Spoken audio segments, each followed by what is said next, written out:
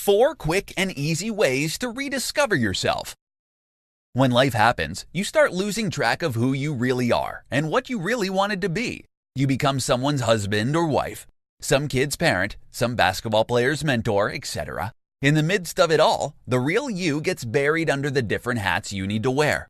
So, how do you rediscover yourself? That's what you're going to find out in today's presentation. Let's begin. Number 1. Start writing in a journal.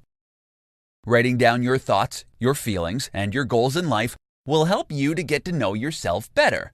Don't be afraid to write down your deepest fears, your biggest regrets. Don't leave anything out. There's no need to be secretive. Censoring yourself will be tantamount to lying to yourself. So let it all out in the open. Over time, you'll see a pattern emerge, and you can clearly see what makes you, you. Number 2. Think back on what made you happy in the past. At one point in your life, you were very happy. Try to remember what made you feel that way. Was it because you were surrounded by people you loved?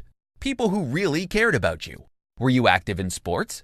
Did you have any hobbies that made you feel good about yourself? While you can never bring back the past, it might help to do the things that made you happy before.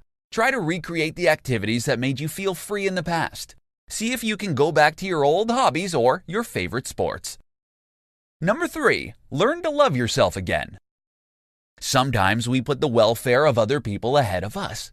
We put our spouses and our children's welfare first. While there's nothing wrong with doing that, you must not neglect yourself. Pay attention to yourself and your body. If you suppress yourself and you carry out your day-to-day activities like a robot, then you'll never find yourself. Number 4. Be aware of your feelings. Figure out what events trigger certain feelings, like happiness, anger, or disappointment. The more you know your feelings, the more you get to know the real you. When you discover the things that make you happy, then try getting yourself exposed to those things frequently. It will help keep all your negative emotions at bay.